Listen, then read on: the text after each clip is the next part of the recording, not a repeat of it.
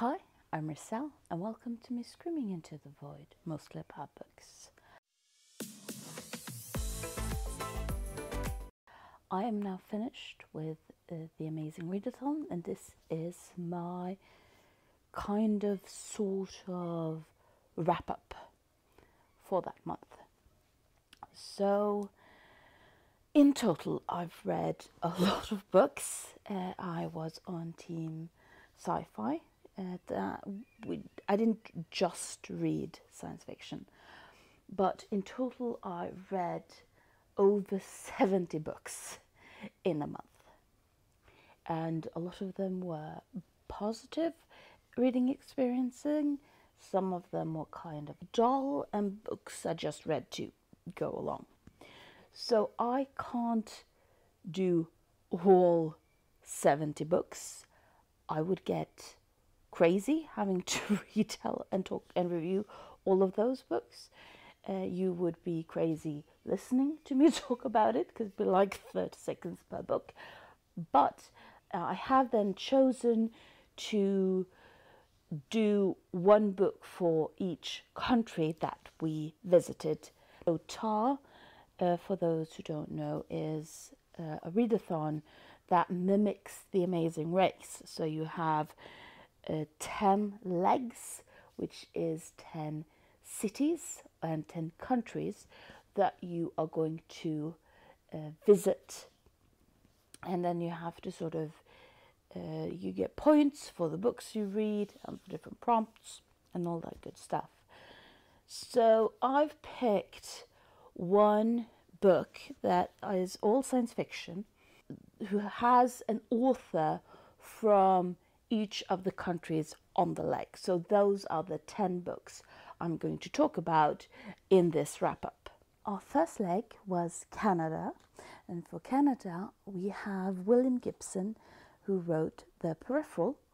William Gibson is probably most known for Neuromancer, which was his first book, and the only other Gibson book I've ever read.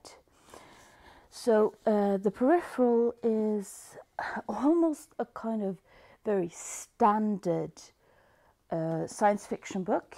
It's about this society sometime into the future where everyone lives both on this alternative digital plane.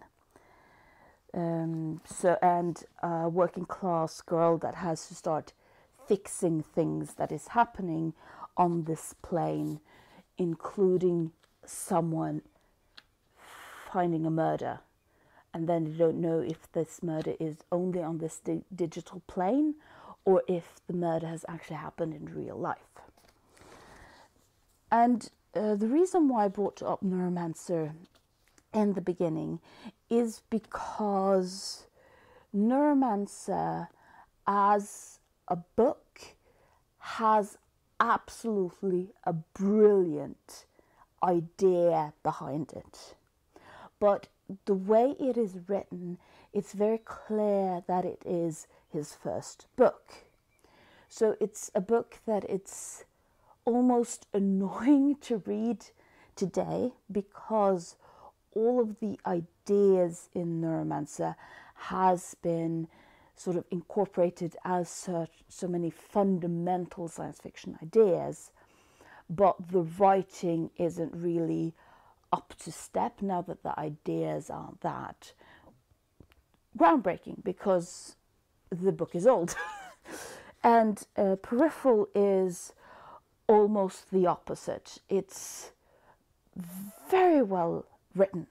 It's clear how much William Gibson has grown as an author between writing Neuromancer and this one that came out in, I don't know when, because for some reason he doesn't. Yeah, it does. This book came out in 2014. So considering that Neuromancer is quite a lot older than that, you see that the writing is better, the characters are a lot better, and more interesting, well-rounded, but the plot is very standard, and there aren't any sort of groundbreaking ideas compared to Neuromancer. So that's I'm very glad I read it. I find that I really enjoy William Gibson. For those who wonder about the Canadian thing, he was born in the US, but he moved to Canada to escape the draft. And I'm very glad that I read it, and at the same time I was a bit sad that it wasn't just a better written version of Neuromancer. But what can you do? I can't really decide all of the books in that sense. I can't sort of demand that the books are what I want them to be. So for the next leg of TAR, that's what I'm going to call it, the readathon, we went to Argentina, and I read Morel's Invention by Adolfo Bia Caceres. And I'm sorry, I'm going to butcher a lot of names today. I really enjoyed the book, but I was very confused by it. And I think that is an important aspect of it, that classifying it as a science fiction is kind of spoilery to what is actually happening. So we are following a man who is fleeing the law of his country, that I assume is Argentina, and he is fleeing the country, and he ends up on this little island, and he is happening, grooving, thinking the island is abandoned, but then he starts seeing people on this island, and he has to hide so that they don't know that he is there. And then he sees this woman that he falls in love with, but something is off, and you don't really know why something is off. And that's what I mean with science fiction. Sort of classifying it as a science fiction might be a bit spoilery. I'm not going to say anything more than that.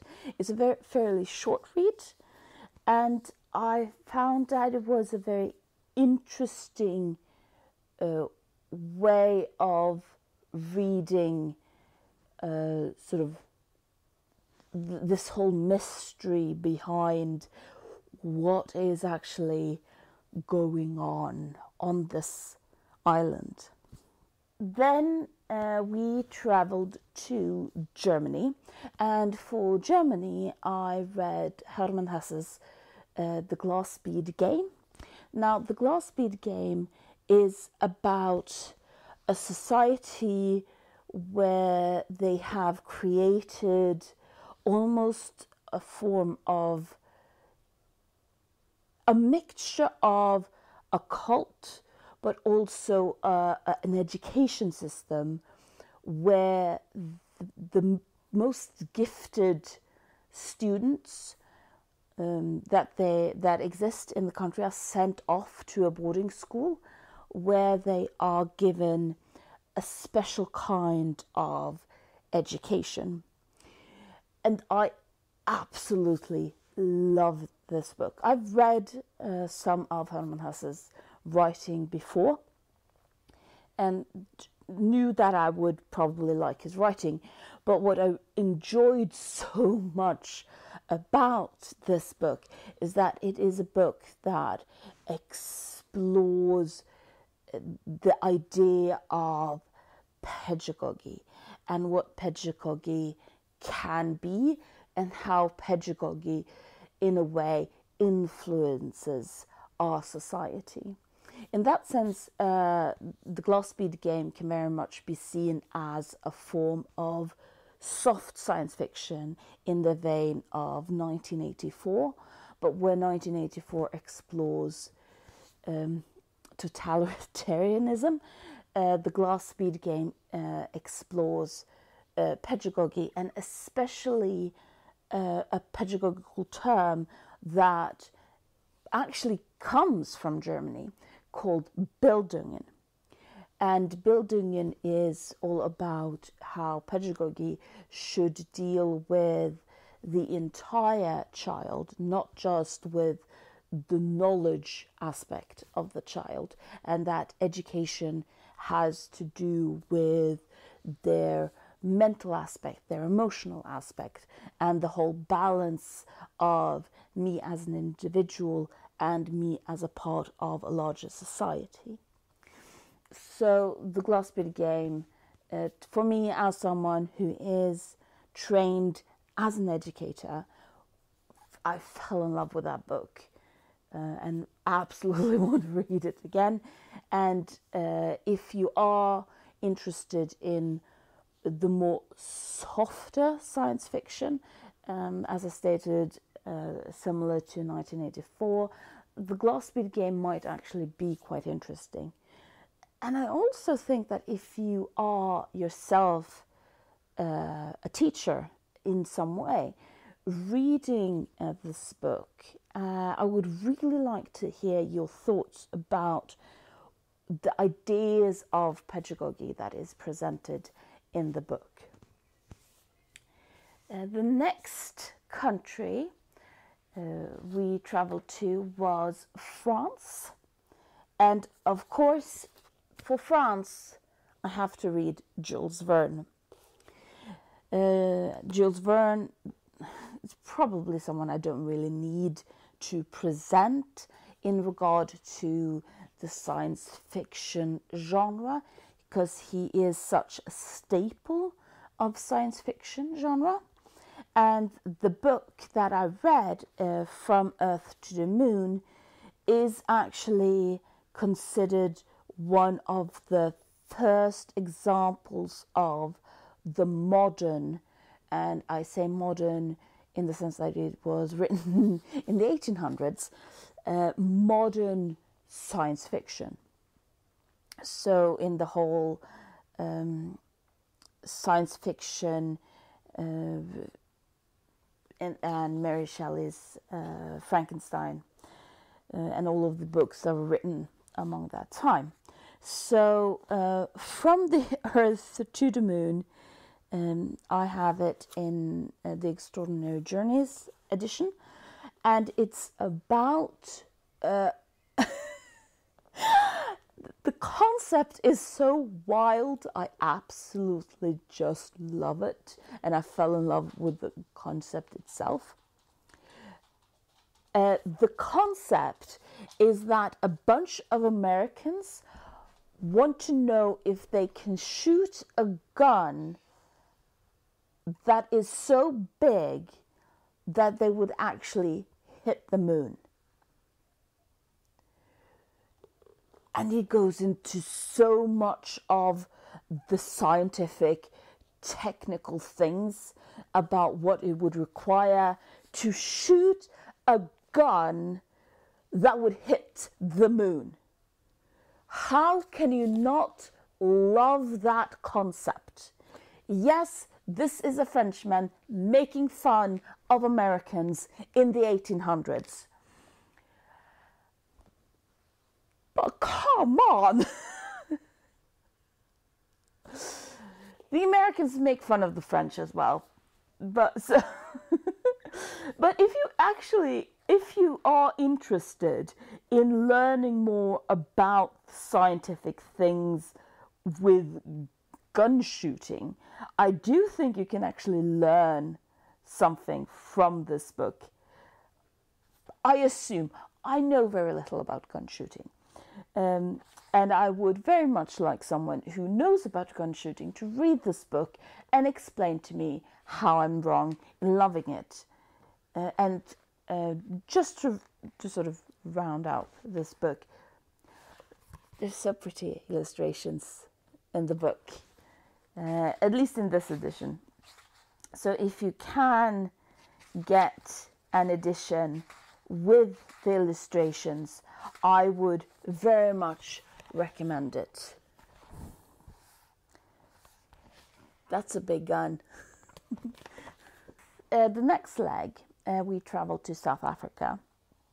And the book I read for South Africa was It Doesn't Have to Be This Way.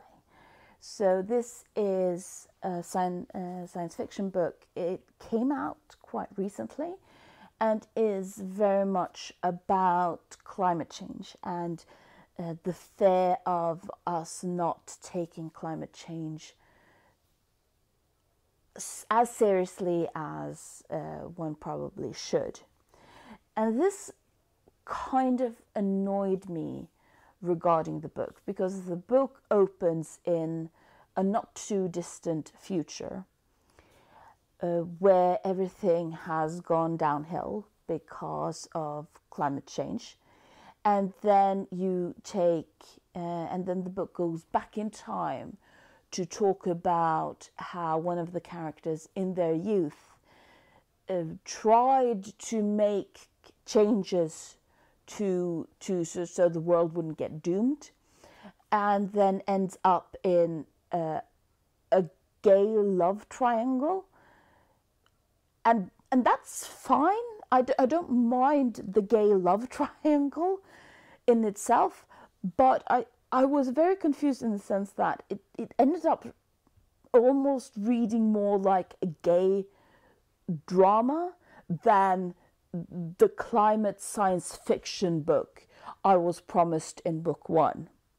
So as long as you understand that there will be a lot of gay drama in this book, and then you'll probably enjoy it very much, because it's very well written, and it's interesting to see all of these references to how climate change impacts South Africa, which isn't something that I, as a stupid Norwegian, hears so much about. So, being very well aware that this is more a gay love triangle story than a climate science fiction book, can absolutely recommend. For our next leg after South Africa, we actually traveled to Madagascar. So Madagascar is a country that doesn't really have a long literary tradition that is translated into English. That's very important to them to make it clear that they do have a literary tradition, but it's written a lot in French, not necessarily in English. But I haven't read like a full story for Madagascar, but I did read a short story that was science fiction down below for this short story, and a site where I actually found a lot of different short stories, science fiction. And it was called Siri My Love, Suckerbook My Home by Mose Neo. I hope that's close to how you would pronounce your name. And in the first paragraph, it's in the title. When you're calling it sucker book, you're not very subtle with what you are talking about. So the short story is talking about how we all are so dependent on Zuckerberg and the internet and messages. And it's not subtle, but I think that's one of the points. Now this was why I wanted to give you the link so you can read it for yourself, because I'm a bit mixed on it. Because on one hand, it may be just a not subtle commentary on social media. But what I found intriguing was that when reading the story, there came these sentences within it. For example, and then West Madagascar attacked us, and that's why I can't.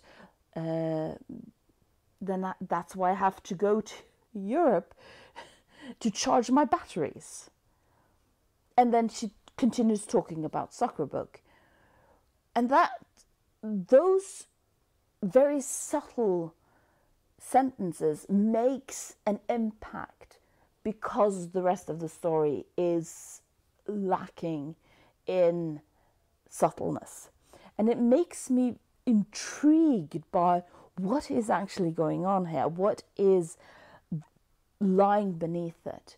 And that's why I actually enjoyed that short story, and thinking that maybe it's not as easy as someone just not finding it funny to calling it soccer book. But read this short story for yourself and let me know what you think about it, because I'm very interested to hear if I'm actually picking up on something here, or if I'm just misunderstanding. From Madagascar, I went to, or we all at TAR went to South Korea, and there I read the book I'm Waiting for You and Other Stories. And I enjoyed reading that book, really, because the book, I would argue, is an example of hope punk. Now, hope punk is a subgenre of science fiction that I didn't know about before doing TAR. And I was introduced to Becky Chambers. So Becky Chambers has written a lot of different books that have been called cozy sci-fi or hope punk. So hope punk, the whole idea with hope punk is that you focus on maybe the world isn't going to suck after all. Maybe there is hope at the end of the tunnel. Maybe it's going to end up okay. After all, please, it's too grim. So it's a sort of reaction to all of the grim, dark aspects that it has influenced science fictions since the 80s, where people were more and more focused on this is not going to end well. So Generation Z trying the best they can to keep hope.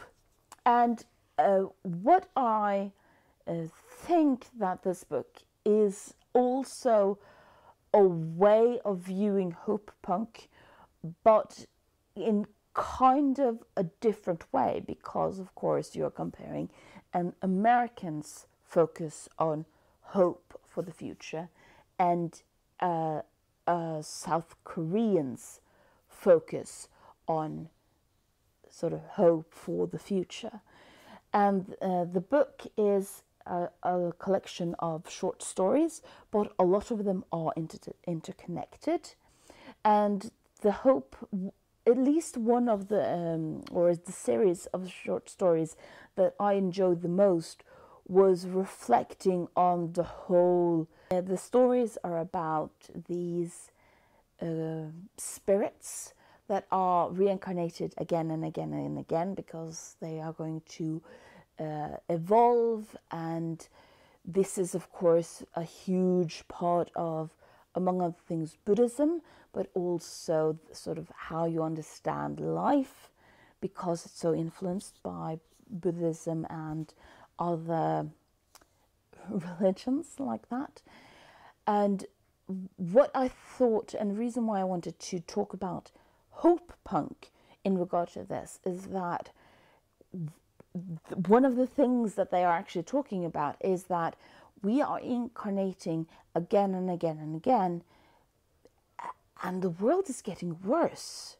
Why is that? Are we doing something wrong? Are we corrupted? Why are we getting corrupted?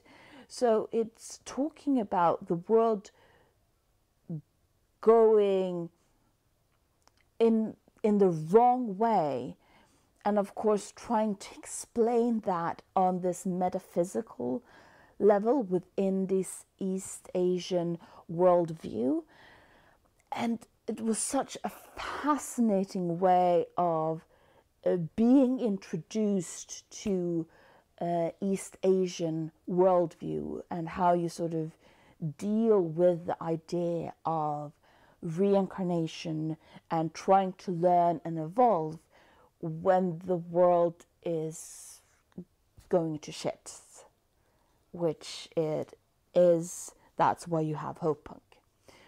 So reading both Becky Chambers and this book was a wonderful way of being introduced to Hope Punk as a genre. From South Korea, we traveled to Thailand, and for Thailand, I read And Shall Machines Surrender? And this is a book about two women who are trapped on a part of the world that now exists that are very focused on androids. So the world is sort of split into different spheres, and androids live in one sphere and humans live on another, and these two humans have ended up in sort of the sphere with the androids. And this is a brilliant way. I mean, talking about androids as an analogy for racism and discrimination against women and all that good stuff, it's not new. But what she does with the story, with centering the female body in a direct comparison with these android bodies, she explores how the female body gets exploited or can get exploited within the patriarchy, and of course the patriarchy of Thailand, which is the worldview that she is writing from. And she does that in a wonderful way where it doesn't seem cliche. And it's difficult to really point out why I enjoy the way that she does it. But I think a lot of it happens to do with the characterizations and the characterizations of these two main characters that are two lesbians. And what I enjoyed about it is that these two lesbians, it's not about them sort of coming out as lesbians, but it's more about them being able to find one another because they are in this android sphere, that they are able to communicate and get together because they are in this sphere of exploitation. So they wouldn't have been able to find one another had they sort of been kept in this the human sphere, and therefore never been able to get together. And that sort of really highlights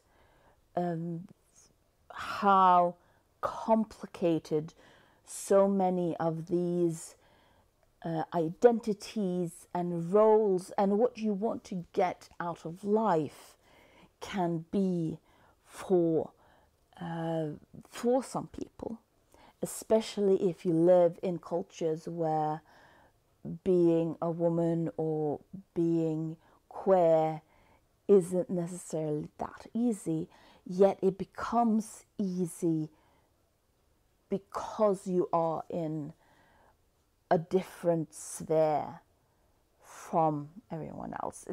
It's difficult to articulate. I'm trying to articulate it as best I can.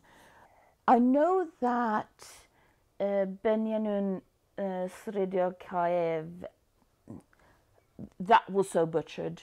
Here is her name. please go and read her. She's written more books that I'm now really wanting to read. And I think the closest thing that I've come to explaining what I enjoy with what she is doing with the books is that it's making me think about the stories of women in the 1800s who were living together as friends.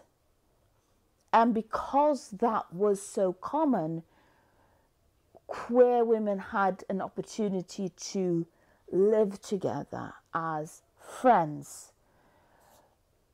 because women needed to live together for other reasons as well.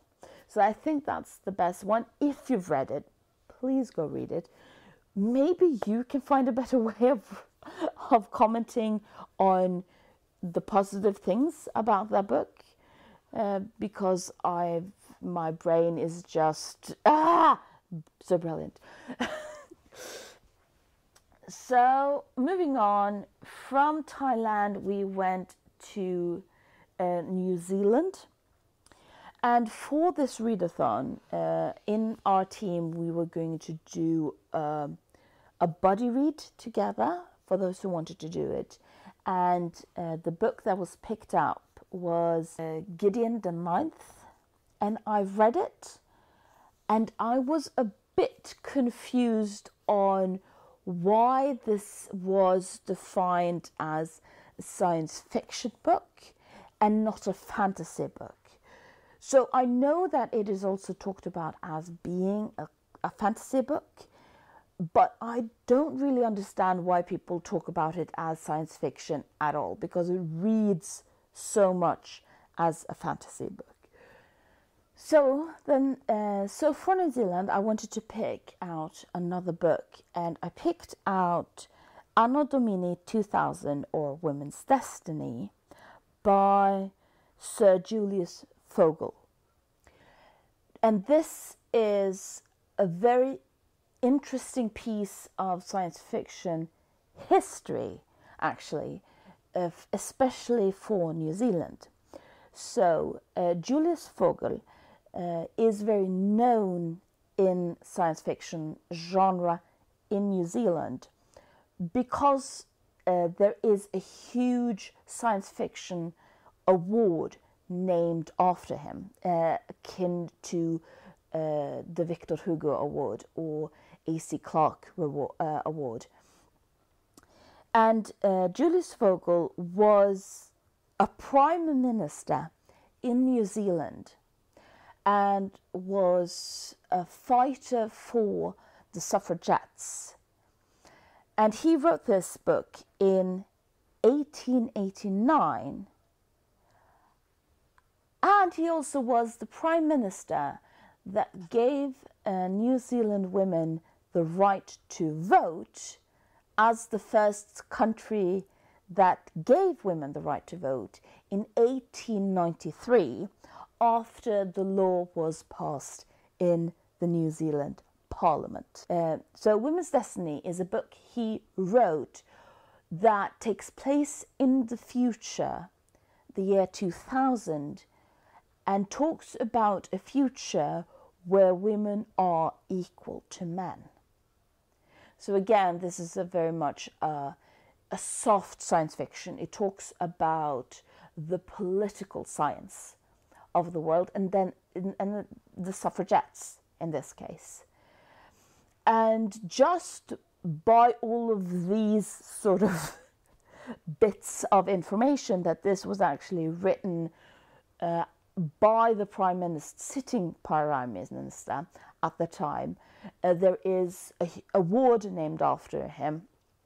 It says something about the importance of this book, and that it is interesting to read it just for that. But it's also an interesting book and the way of learning about the debate around women's rights at this time.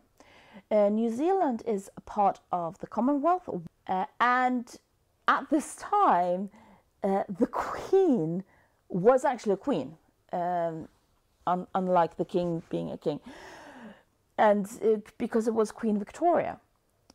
And the arguments that they are talking about in this book, talking about how women are equal to men, some of the discussions are so weird to me as a woman who lived during the year 2000 in a country that focuses a lot of women being equal to men. Because what they are focused on, she can't lead the military in battle.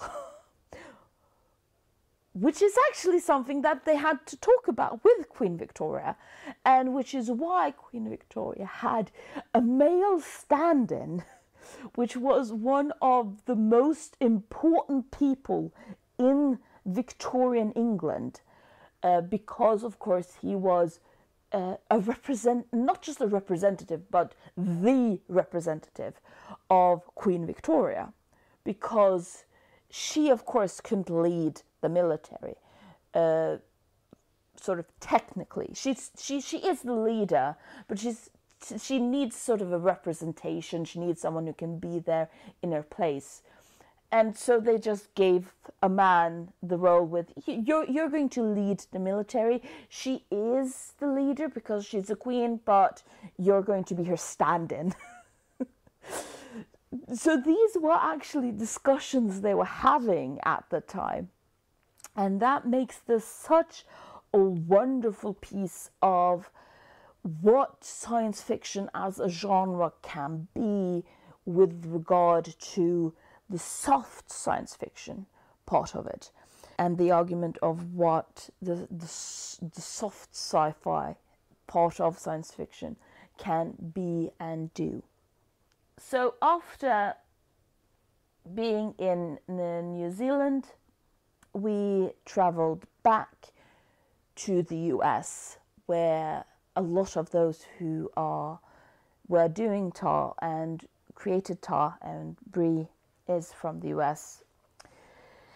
And for the US, I've read a lot of American science fiction during this, but I wanted to have a shout out for Arthur C. Clarke's Childhood's End, which is one of the favorite books I've read, probably ever, actually. So Childhood's End is about an alien invasion where the aliens come in and state that your guys aren't doing a good job. We're going to help you with that. And they fix all illnesses. They stop all wars. They end poverty and hunger. And they create Earth as a utopia. And there are so many peoples who don't like that are saying that I would rather die than live in a utopia without my freedom.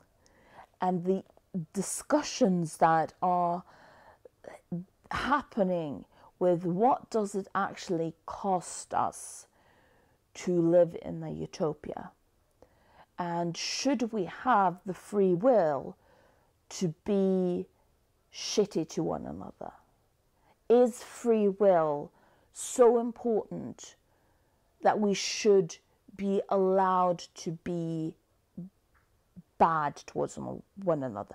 One thing is sort of what I do to myself and my own body and all of that stuff, but free will also means that I'm allowed to do things to other people. That's how we get war and hunger and all of that. And having that taken away, because that also means that's the only way of us to get the good things is by forcing us to not be shitty to one another. There is so many good discussions and reflections on that, and it's just the quintessential what science fiction is and can be. This is absolutely one of the best books I've ever read. And I would really much like to hear from other people if you agree that this is a classic within science fiction for a reason. So that's the 10 books I've picked to represent the TA readathon. Despite sort of jumping from a lot of different countries and different cultures, I haven't really talked so much about the cultural differences. I have mentioned it in regard to Thailand, who's a lot of that still has a lot of the patriarchal aspects to it, and of course South Korea with their Buddhist ideology and how that influenced, for example, something like Hope Punk.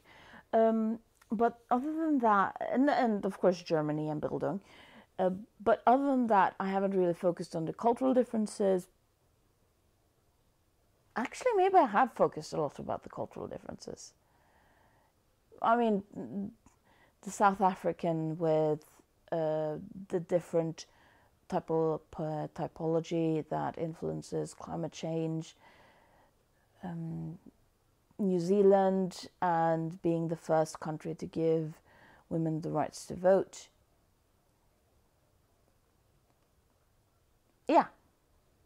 Of course, this is a sort of the books I've picked out isn't really representing all of it, but it does sort of show how science fiction is throughout time and throughout the world is a very complicated and diverse genre. And I really want to read more. So, job to you, dear viewer, please let me know what science fiction books I should read next. And thank you for listening to me screaming into the void.